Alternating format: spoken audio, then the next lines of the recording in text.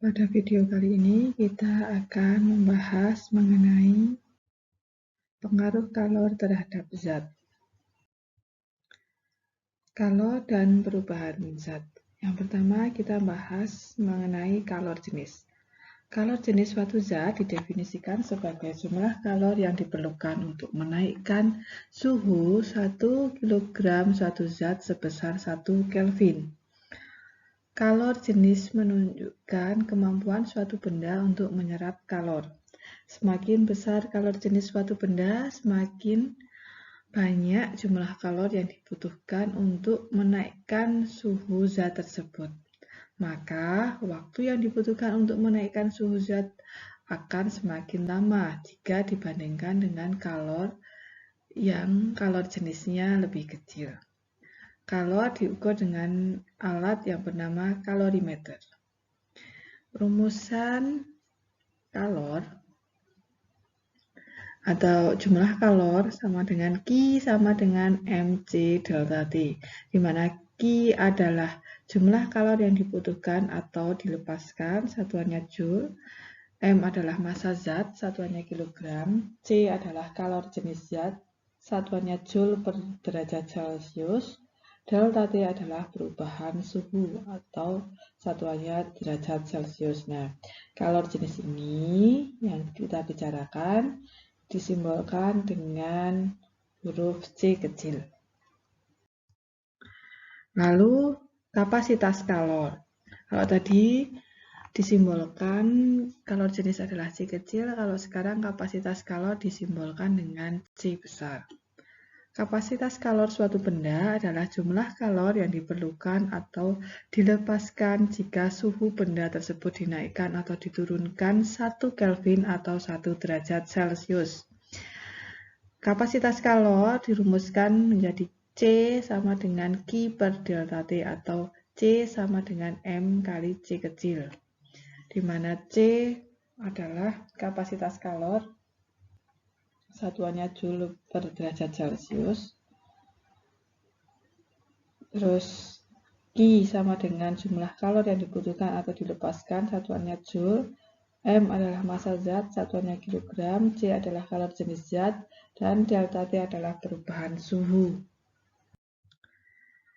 Perubahan zat itu ada menyublim, mengembun, menguap, melebur, membeku ya. Jadi kalau dari zat cair ke zat padat, zat cair ke zat padat ini disebut membeku. Dari zat padat ke zat gas disebut menyublim. Dari zat gas ke zat cair disebut mengembun. Sedangkan kalau dari zat padat ke zat cair disebut melebur. Lalu dari zat cair ke gas disebut menguap. Lalu dari gas ke padat disebut menyublim. Nah, warna-warna yang disimbolkan seperti bulatan-bulatan ini adalah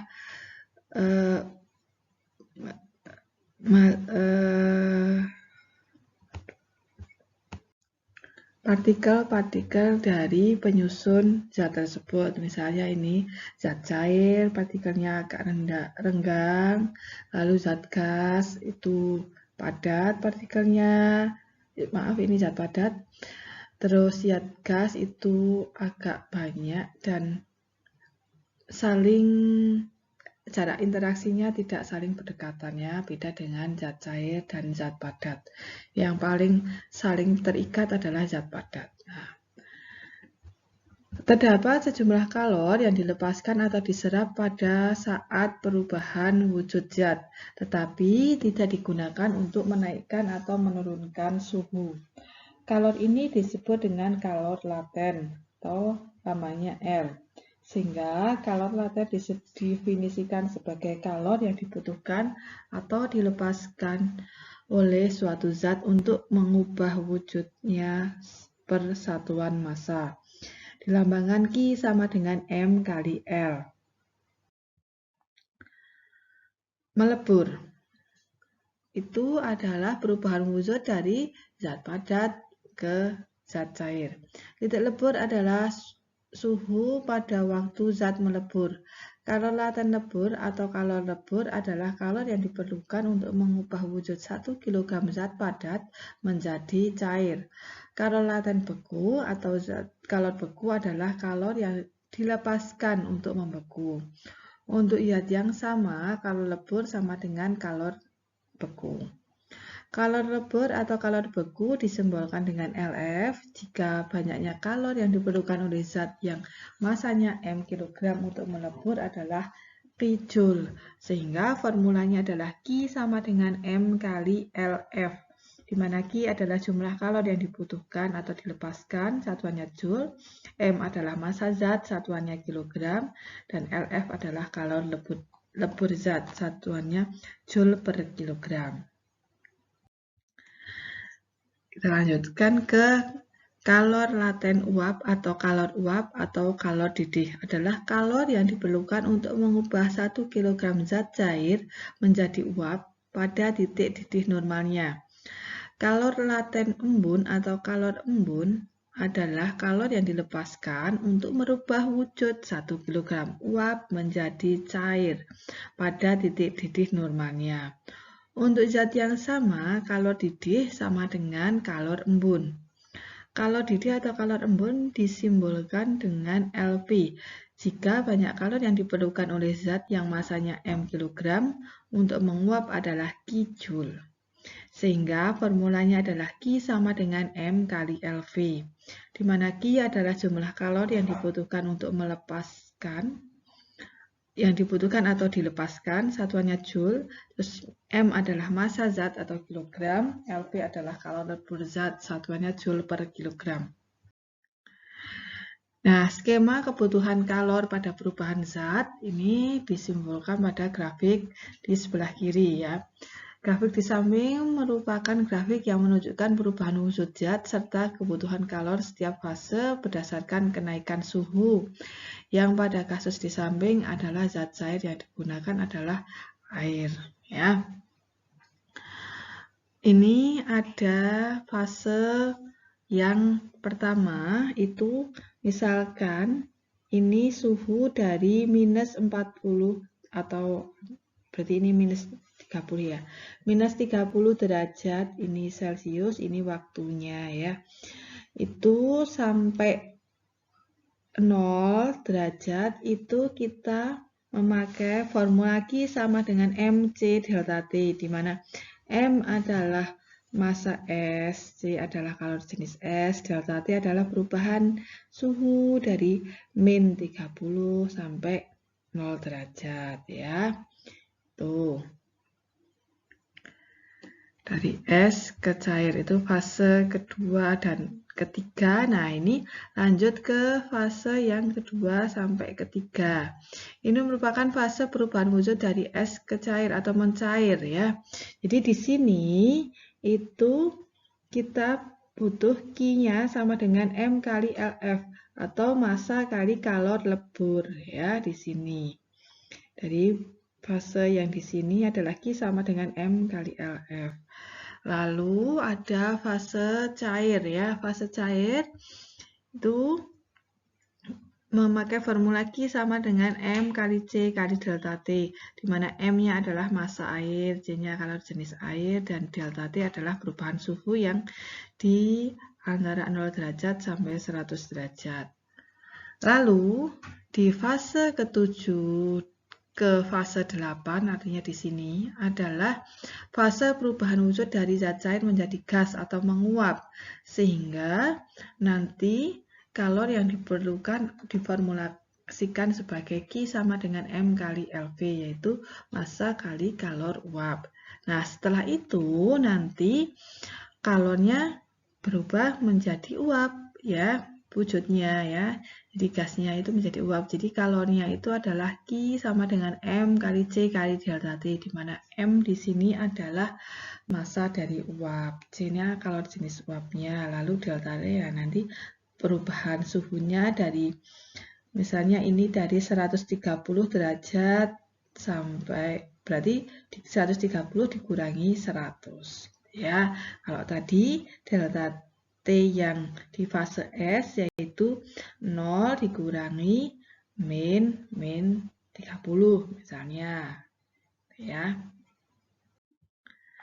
Skema perubahan kalor pada kebutuhan kalor pada perubahan zat itu misalkan ini dari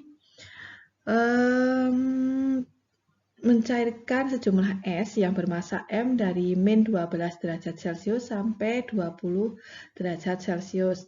Kalor yang dibutuhkan adalah total dari Q1, Q2, dan Q3. Ya. Jadi Q1 adalah massa air kali C air kali delta T. Jadi dari delta T-nya nanti dari 20 min 0.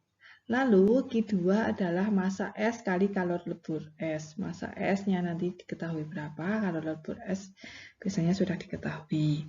Lalu yang ketiga adalah Q sama dengan MC delta T, di mana M-nya adalah massa S, C-nya adalah kalor jenis S, dan delta T yaitu adalah 0 min 12. Nah, itu adalah Q total dari perubahan wujud dari es sampai zat cair. Kalor merupakan energi yang dapat berpindah. Prinsip ini merupakan prinsip hukum kekekalan energi yang dicetuskan oleh Joseph Black, sehingga dikenal dengan asas Black. Joseph Black merumuskan perpindahan kalor antara dua benda yang membentuk suhu termal sebagai berikut. Q lepas sama dengan Q terima. Jika ada dua macam zat yang berbeda suhunya dicampurkan atau disentuhkan, maka zat yang suhunya lebih tinggi akan melepas kalor yang sama banyaknya dengan kalor yang diserap oleh zat yang suhunya lebih rendah. Kita ke contoh soal. Zat cair dengan massa 8 kg dipanaskan dari suhu 20 derajat Celcius hingga 70 derajat Celcius. Panas yang dibutuhkan pada pemanasan tersebut adalah 2 kali 10 pangkat 5 Joule. Yang dicari kalor jenis zat tersebut. Ya, diketahui pada soal M 8 kilo, T0 20 derajat Celcius, T akhirnya 70 derajat Celcius, maka delta T-nya adalah 50 derajat Celcius. Kalau diketahui panas yang dibutuhkan yaitu sama dengan kalor atau Q sama dengan 2 kali 10 pangkat 5 Joule.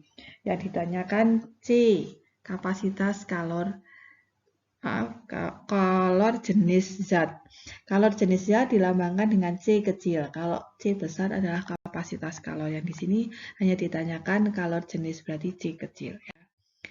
Q sama dengan MC delta T. 2 kali 10 pangkat 5, ini 10 pangkat 5, ini sama dengan 8 kali C kali 50. Jadi C sama dengan 2 kali 10 pangkat 5 per 400. Hasilnya C sama dengan 500 Joule per kilogram derajat Celcius. Jadi kalor jenis zat tersebut adalah 500 Joule per kilogram derajat Celcius. Contoh yang lain. 800 gram air yang bersuhu 30 derajat Celcius dicampur dengan 800 gram air yang bersuhu 90 derajat Celcius.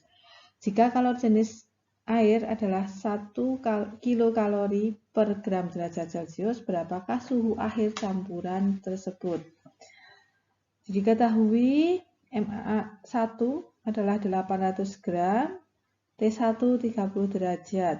Ya, dicampurkan dengan air juga, berarti itu diketahui masanya kebetulan sama, M2-nya 800 gram, T2-nya 90 derajat Celcius, lalu C-nya itu adalah 1 kilokalori per gram derajat Celcius. Yang ditanyakan T campuran atau TC. Kita memakai asas Black, yaitu Q lepas sama dengan Q terima. MC delta T sama dengan MC delta T. M-nya 800, C-nya 1, ya. Delta T-nya 90 dikurangi T atau T campuran, ya, sama dengan Yang Ki terima 800 kali 1 kali T min 30. Jadi kalau 800-nya itu saling dibagi, jadi sama dengan 1 ya. Jadi persamaannya ruas kiri adalah 90 min T, sedangkan yang ruas kanan adalah T min 30. Kita tukar posisinya, jadi 90 ditambah 30 sama dengan 2T. T sama dengan 120 per 2, sama dengan 60. Jadi, suhu akhir dari campuran air tersebut adalah 60 derajat Celcius. Itulah pembahasan mengenai kalor sampai dengan asas Black. Semoga bermanfaat. Terima kasih. Jangan lupa subscribe, like, and comment. Terima kasih, sampai jumpa di video selanjutnya.